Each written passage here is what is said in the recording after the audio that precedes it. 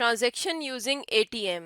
Transaction कहा जाता है पैसों के लेन देन को, यानी जब भी हम बैंक के ज़रिए पैसे जमा कराते हैं या पैसे वसूल करते हैं तो इस लेन देन को हम कहते हैं ट्रांजैक्शन। और एटीएम एक मशीन होती है, ऑटोमेटेड टेलर मशीन या ऑटोमेटिक टेलर मशीन। ये मशीन 1939 में इजाद की गई थी और उसके बाद से ये अब तक यूज़ हो रही है। इस वीडियो में हम देखेंगे कि हम किस तरह से एटीएम को इस्तेमाल करते हुए ट्रांजैक्शंस कर सकते हैं। एटीएम इस तरह की मशीन होती है, ये बैंक में भी मौजूद होती है और बैंक से बाहर भी मुख्तलिफ जगहों पर मौजूद होती है। इस मशीन का फ़ायदा ये होता है कि अगर आपने कहीं रकम जमा करानी है, किसी को अमाउंट भेजनी है या अमाउंट निकलवानी है यानी पैसे निकलवाने हैं या कोई बिल पे करना है, तो उसके लिए आपको बैंक जाने की ज़रूरत नहीं है। आप एटीएम को इस्तेमाल करते हुए अपनी ट्रांजैक्शन को कंप्लीट कर सकते हैं। जब भी हम किसी बैंक में अकाउंट ओपन करवाते हैं तो हमारे पास दो तरह के अकाउंट्स होते हैं, या तो चेकिंग अकाउंट जिसे हम करंट अकाउंट भी कहते हैं, या सेविंग्स अकाउंट होता है। चेकिंग अकाउंट या करंट अकाउंट में ये होता है कि हम जो भी ट्रांजैक्शन करते हैं उसके लिए हमें डिटेल्स बैंक को बताने की ज़रूरत नहीं पड़ती। लेकिन जो सेविंग अकाउंट होता है उसमें हम जो भी ट्रांजैक्शन करते हैं उसकी डिटेल्स हम बैंक को देते हैं। तो इस तरह के दो तरह के अकाउंट्स होते हैं और इन दोनों तरह के अकाउंट्स में हम एटीएम को इस्तेमाल करते हुए अपनी ट्रांजैक्शंस कंप्लीट कर सकते हैं। हमें बैंक की तरफ से इस तरह के कार्ड्स दिए जाते हैं जो डेबिट कार्ड्स या क्रेडिट कार्ड्स होते हैं। इन कार्ड्स की डिफरेंट टाइप्स होती हैं और इन कार्ड्स को इस्तेमाल करते हुए हम एटीएम मशीन के ज़रिए अपनी ट्रांजैक्शन कंप्लीट कर सकते हैं। तो एटीएम के ज़रिए हम कौन कौन सी ट्रांजैक्शंस कर सकते हैं? हम विथड्रॉल्स कर सकते हैं। विथड्रॉल का मतलब होता है कि हम अमाउंट या पैसे एटीएम से निकलवा सकते हैं इस तरह के डेबिट कार्ड या क्रेडिट कार्ड को इस्तेमाल करते हुए। इसी तरह से हम डिपॉजिट कर सकते हैं, यानी पैसे जमा करवा सकते हैं। अगर हमारे पास चेक या कोई डेबिट या क्रेडिट कार्ड मौजूद है तो हम एटीएम को इस्तेमाल करते हुए रकम जमा करवा सकते हैं। ये रकम हम अपने अकाउंट में भी करवा सकते हैं और किसी और अकाउंट में भी जमा करवा सकते हैं, लेकिन इसके लिए हमें बैंक जाने की ज़रूरत नहीं पड़ती।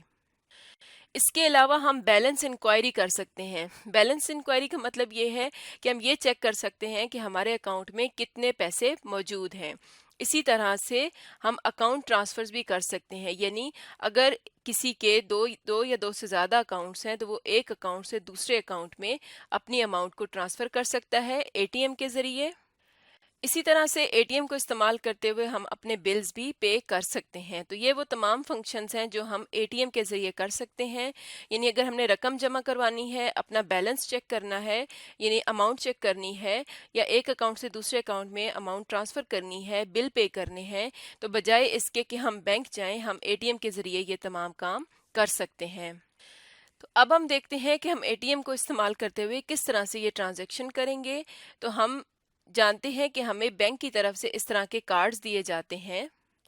तो अगर हम एटीएम को देखें तो यहाँ पर कार्ड एंटर करने की एक जगह बनी होती है। तो अक्सर मशीनों में ये जगह इसी तरफ होती है।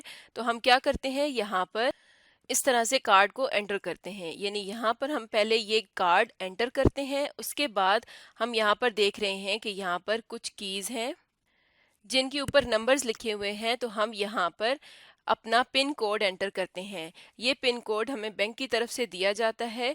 ये सीक्रेट पासवर्ड होता है जो कि सिर्फ हमारे कार्ड का होता है। तो पहले हम क्या करते हैं, यहाँ पर हम कार्ड एंटर करते हैं। उसके बाद हम इन कीज़ की मदद से अपना पिन कोड एंटर करते हैं। जब हम ये पिन कोड एंटर करते हैं तो यहाँ सामने स्क्रीन पर हमारे अकाउंट की इंफॉर्मेशन आ जाती है और इस पर यहाँ पर हम साइड पर देख रहे हैं कि इस स्क्रीन पर साइड पर बटन लगे होते हैं। इन बटन्स के साथ हम ऑप्शन सिलेक्ट कर सकते हैं कि हमने अमाउंट विदड्रॉ करवानी है या डिपॉजिट करवानी है, या बैलेंस चेक करना है, या अकाउंट ट्रांसफ़र करना है, या बिल पे करना है। इसके अलावा भी डिफरेंट ऑप्शंस होती हैं जो यहाँ सामने स्क्रीन पर आ जाती हैं और उनमें से हम इन बटन को सिलेक्ट करते हुए इनको सिलेक्ट कर सकते हैं। इसके अलावा कुछ एटीएम ऐसी भी होती हैं जिन पर ये बटन नहीं होते, तो वो स्क्रीन टच स्क्रीन होती है, यानी हम उस ऑप्शन के ऊपर टच करते हैं तो वो फंक्शन हम यूज़ कर सकते हैं। अगर हमने यहाँ से अमाउंट विदड्रॉ करवानी है यानी कैश निकलवाना है तो हम यहाँ से सिलेक्ट करेंगे कि हमने अमाउंट विदड्रॉ करनी है। फिर इन कीज़ की मदद से हम लिखेंगे कि हमने कितनी अमाउंट विदड्रॉ करनी है। वो अमाउंट हम यहाँ पर लिखते हैं, एंटर प्रेस करते हैं या ओके का बटन प्रेस करते हैं तो इस तरह से हमारे पास कैश इस एटीएम से निकल आता है। तो इस तरह से हम अमाउंट को विदड्रॉ करवा सकते हैं। एटीएम में यहाँ से हमें ये कैश मिल जाता है और जब भी हम ये अमाउंट विदड्रॉ कराते हैं तो इसकी हमें एक रसीद भी मिलती है। जो रसीद यहाँ से या इस तरफ इसकी जगह बनी होती है, यहाँ से ये रसीद निकल आती है। उस पे लिखा हुआ होता है कि पहले हमारे अकाउंट में कितने पैसे मौजूद थे और हमने कितने निकलवाए हैं और पीछे कितने बाकी रह गए हैं। इसके अलावा जब भी हम अमाउंट डिपॉजिट करवाते हैं या बैलेंस चेक करते हैं तो उसके लिए भी हम स्लिप पे निकलवा सकते हैं कि हमारे अकाउंट में इतना बैलेंस है और हमने उसको एक पेज पर प्रिंट करके निकलवा लिया है। इसी तरह से जब हम अकाउंट ट्रांसफ़र करते हैं तो उसकी रसीद भी हम एटीएम से निकलवा सकते हैं। जब बिल पे करते हैं तो उसकी रसीद भी हम एटीएम से निकलवा सकते हैं।